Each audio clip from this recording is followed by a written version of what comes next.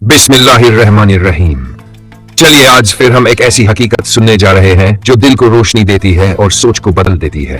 तो वीडियो को लाइक करें, शेयर करें और चैनल को सब्सक्राइब करना बिल्कुल मत भूलिएगा। चलिए वीडियो का आगाज करते हैं। वो रात जब अर्श ने फर्श को गले लगाया, रात का पिछला पहर था। मक्का की वादियों पर एक अजब सी खामोशी छाई हुई थी, लेकिन ये खामोशी आम नहीं थी। ऐसा लग रहा था जैसे कायनात की हर चीज किसी बड़े वाक़ये के इंतजार में अपनी सांसें रोके खड़ी है। हमारे प्यारे नबी हजरत मोहम्मद मुस्तफ़ा उम्मे हानी के घर आराम फरमा रहे थे। वो साल मुश्किलों का साल था, आम उल हुज्न। दुनियावी सहारे एक एक करके छूट चुके थे। ताइफ की गलियों के जख्म अभी ताज़ा थे, लेकिन उन जख्मों से निकलने वाला लहू भी दुआ बन रहा था। जब जमीन के रास्ते तंग हो गए तो रब्बे जुल जलाल ने आसमानों के रास्ते खोल दिए।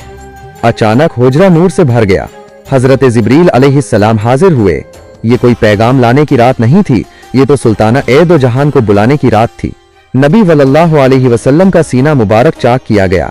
कलब ए अतहर पवित्र हृदय को आब ए जमजम से धोया गया और उसे ईमान, हिकमत और नूर से लबालब भर दिया गया।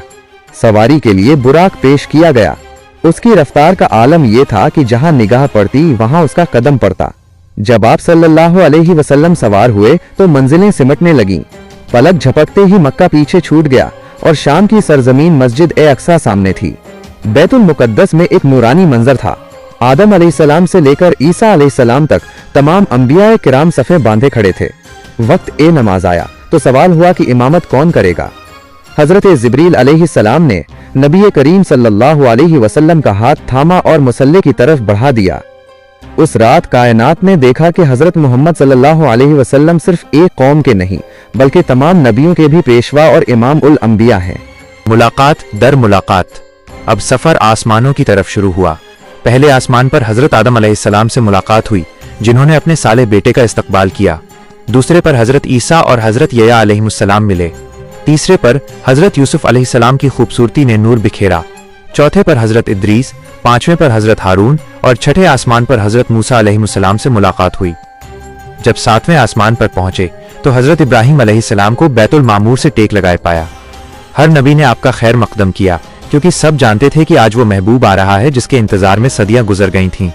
सिदरतुल मुंतहा, जहां पर जलते हैं।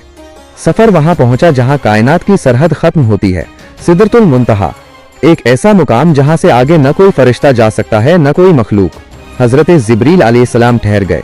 उन्होंने अर्ज किया, ए अल्लाह के रसूल सल्लल्लाहु अलैहि वसल्लम, अगर यहाँ से एक बाल बराबर भी आगे बढ़ा तो मेरे पर जल जाएंगे। यहाँ से बबी सल्लल्लाहु अलैहि वसल्लम तन्हा आगे बढ़े। मुकाम वह था जहाँ न सिमत दिशा थी, न वक्त, न मकान। वहां क्या हुआ, ये राज सिर्फ अल्लाह और उसके रसूल उनके बीच है। कुरान कहता है, काबा कौसैन, दो कमानों का फासला या उससे भी कम। कोई पर्दा न रहा, कोई हिजाब न रहा। महबूब अपने रब के रूबरू था। अल्लाह ताला ने अपनी उम्मत के लिए सबसे अनमोल तोहफा अता किया, नमाज। नमाज जो मोमिन की मेराज है। पहले 50 वक्त मुकर्रर हुए, लेकिन हजरत मूसा अलैहिस्सलाम के मशवरे और अल्लाह की रहमत से 5 कर दिए गए। मगर वादा हुआ पढ़ोगे 5, लेकिन सवाब 50 का ही मिलेगा। जब आप वापस लौटे तो अभी बिस्तर की गर्माहट बाकी थी और जंजीर हिल रही थी। सुबह जब मक्का में ये वाकया सुनाया गया तो कुफ्फार ने मजाक उड़ाया। उन्होंने हजरत अबू बकर रजी अल्लाह अन्हु को घेर लिया और कहा, देखो तुम्हारे साथी क्या कह रहे हैं। अबू बकर रजी ने एक ऐतिहासिक जुमला कहा, अगर उन्होंने नबीनन सच कहा है तो यकीनन सच कहा है। इसी गवाही ने उन्हें सिद्दीक के मर्तबे पर फाइज कर दिया। मेराज हमें सिखाती है कि जब बंदा सब कुछ अल्लाह के सुपुर्द कर देता है तो अल्लाह उसे अपनी वो निशानियां दिखाता है जो किसी अक्ल की पहुंच में नहीं।